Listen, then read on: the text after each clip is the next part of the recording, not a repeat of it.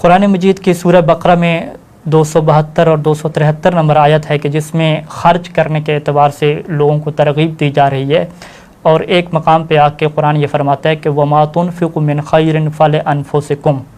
کہ جو تم خرچ کرتے ہو اچھائی میں سے، اچھے کاموں پہ خرچ کرتے ہو تو فَلِأَنفُسِكُمْ،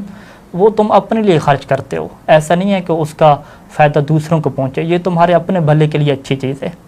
وَمَا تُنْفِقُونَ إِلَّا ابْتِغَاءَ وَجْهِ اللَّهِ، اور جو تم خرچ کرتے ہو وہ فقط اللہ کی رضا کے لیے کرتے ہو۔ وَمَا تُنْفِقُ مِنْ خَيْرٍ، اور یاد رکھو جو بھی تم خرچ کرو گے يُوَفَّى إِلَيْكُمْ، وہ تمہیں واپس بھی کیا جائے گا۔ وَأَنْتُمْ لَا تُظْلَمُونَ، تمہارے اوپر کوئی ظلم اور زیادتی نہیں کی جائے گی۔ یہ نہ سمجھنا کہ ہم نے اتنا کمایا ہے، اتنی کوشش کی ہے، محنت کی ہے، پھر ہم دین کے راستے پہ خرچ کر دیں، نہیں۔ قرآن نے کہا کہ اس کا تمہیں فائدہ ہے، تم اللہ کے لیے خرچ کر رہے ہو، جو تم خرچ کر رہے ہو وہ تمہیں واپس دیا جائے گا۔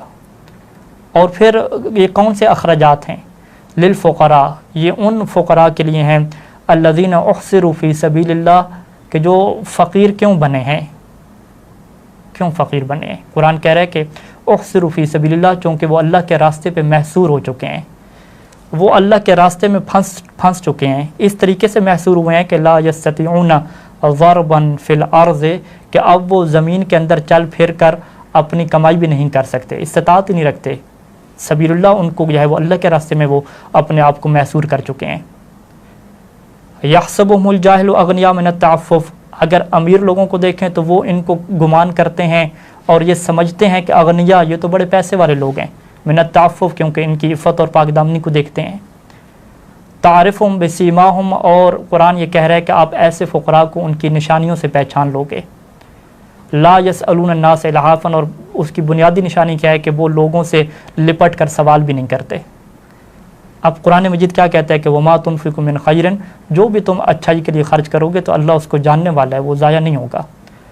اب یہاں پہ قرآن نے بنیادی تصور ہمارے سامنے یہ رکھا کہ الذین احصروا فی سبیل اللہ، کہ وہ لوگ جو اللہ کے راستے پہ محصور ہو جاتے ہیں، پھر وہ کمانے کی قدرت اور صلاحیت نہیں رکھتے۔ اگر وہ زمین میں چل پھر کے کمائیں گے تو پھر اللہ کا راستہ چھوٹ جائے گا۔ کیا قرآن اور حدیث کی تعلیم کو حاصل کرنا،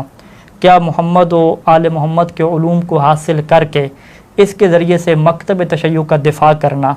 اسلام کا دفاع کرنا، علوم محمد و آل محمد کو دنیا میں پھیلانا، دنیا کی ہر مشکل کو حل کرنا، کیا یہ اللہ کا راستہ نہیں ہے؟ اگر یہ اللہ کا راستہ ہے تو جو اس میں محصور ہو چکے ہیں، کیا وہ اس آیت کے مصداق نہیں بنتے؟ المیزان تفسیر، الامثل تفسیر، اس میں اٹھا کے دیکھ لیں، سب لوگوں نے لکھا کہ جو طالب العلم ہوتا ہے،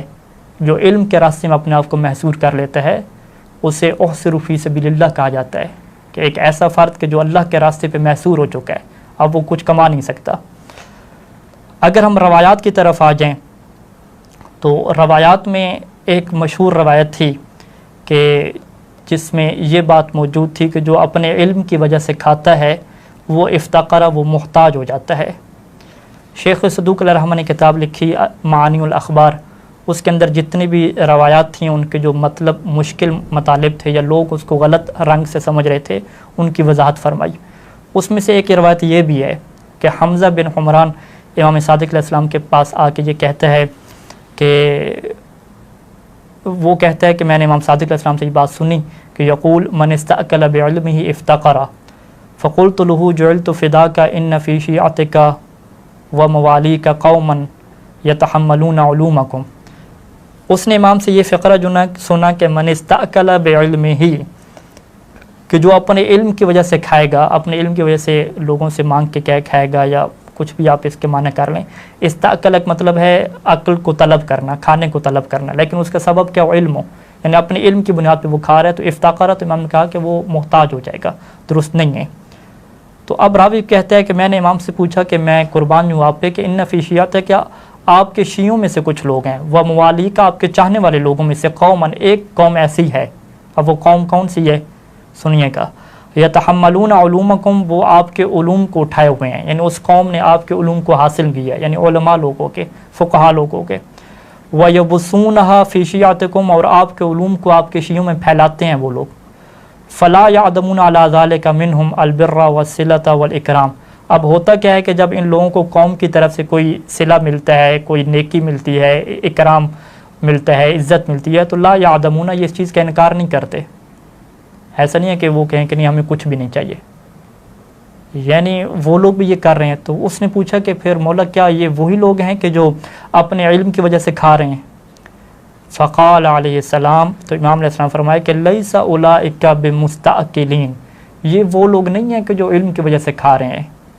پھر کون لوگ ہیں جو اپنے علم کی وجہ سے کھاتے ہیں؟ انما المستأکل بعلمہ الذی، جو اپنے علم کی وجہ سے کھا رہا ہے لوگوں سے، وہ بندہ ہے کہ الذی یفتی بغیر علم، کہ جو بغیر علم کے فتویٰ دیتا ہے، ولا ھدی من اللہ عز وجل، اور اللہ کی ہدایت کے بغیر وہ فتویٰ دیتا ہے،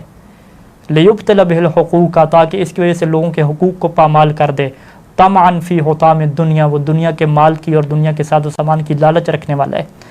ایسا مفتی اور ایسا فتویٰ دینے والا جو اللہ کی ہدایت سے، اللہ کے قرآن سے، فرامین محمد و آل محمد سے ہٹ کر فتویٰ دیتا ہے، قیاس اور ذاتی رائے سے فتویٰ دیتا ہے، یہ وہ لوگ ہیں کہ جو اپنے علم کی وجہ سے کھا رہے ہیں، اور جس کی مولا نے کہا ہے کہ میں نے مذمت کی ہے۔ لیکن وہ لوگ کہ جو محمد و آل محمد کے علوم کو پھیلا رہے ہیں، جو قرآن اور حدیث کو پھیلا رہے ہیں، قرآن اور حدیث سے احکام شرعیہ کو نکال کے توضیح المسائل میں آسان طریقے سے لکھ کر دنیا تک پہنچا رہے ہیں کہ دیکھو یہ محمد و آل محمد کے فقہی احکام ہیں، یہ فقہ صادق ہے، یہ فقہ جعفری ہے، یہ احکام ہیں، وہ لوگ اس کا مصداق نہیں ہیں۔ اور پھر بڑی خوبصورت روایت ہے الکافی میں کہ ایک بندہ تھا جو خراسان کا تاجر تھا، اس نے امام رضا علیہ السلام کی خدمت میں لکھا تھا اور کہا تھا کہ مولا آپ مجھے خمس میں اجازت دے دیں، مجھے معاف کر دیں خمس۔ تو امام نے اس سے جواب لکھا خط میں، اس میں بسم اللہ الرحمن الرحیم کے بعد سب سے پہلا جملہ کیا لکھا خمس کے بارے میں کہ ان الخمس عوننا علی دیننا، کہ یہ جو خمس ہے یہ ہمارے دین کے لیے تمہاری مدد ہے، عوننا یہ ہماری مدد ہے تمہارا خمس، لیکن ہماری ذات کے لیے نہیں ہے، علی دیننا ہمارے دین کی یہ مدد ہے، ہم اسے دین کے لیے خرچ کریں گے۔ اور پھر صادق آل محمد کیا فرماتے تھے؟ ابن بکیر کی خوبصورت روایت ہے الکافی میں کہ ابن بکیر یہ کہتا ہے کہ میں نے امام صادق علیہ السلام سے یہ سنا تھا کہ امام فرما رہے تھے کہ انی لآخذ من احدکم الدرہم وانی لمن اکثر اہل المدینہ، کہ میں جب تم میں سے کسی ایک سے درہم لیتا ہوں مال امام کے طور پہ، تو لمن اکثر اہل المدینہ، میں تو کیا ہوں مدینہ میں سے سب سے زیادہ اکثر ہوں، مال کے اعتبار سے میرے پاس مدینہ والوں میں سے سب سے زیادہ میرے پاس مال ہے، لیکن اس کے باوجود میں تم لوگوں سے کیوں پیسہ لے رہا ہوں، تم سے کیوں میں مال امام لے رہا ہوں؟ ما ارید بذالک الا ان تطہروا، میرا فقط یہی اس سے مقصد ہے کہ تم پاک کر دیے جاؤ، تمہاری پاکیزگی ہو جائے اور تم آیت قرآنی کا مصداق بن جاؤ کہ تم خیر کے لیے خرچ کرنے والے ہو۔ تو اس دوسرے سوال کا جواب بھی ہمارے سامنے آ گیا کہ جو لوگ اپنے آپ کو علوم محمد و آل محمد کے لیے، دین کے لیے وقف کریں گے، انہیں ہم نے سپورٹ کرنا ہے، انہیں ہم نے ہر طریقے سے سپورٹ کرنا ہے، کیونکہ یہی ہمارے مرکز ہیں،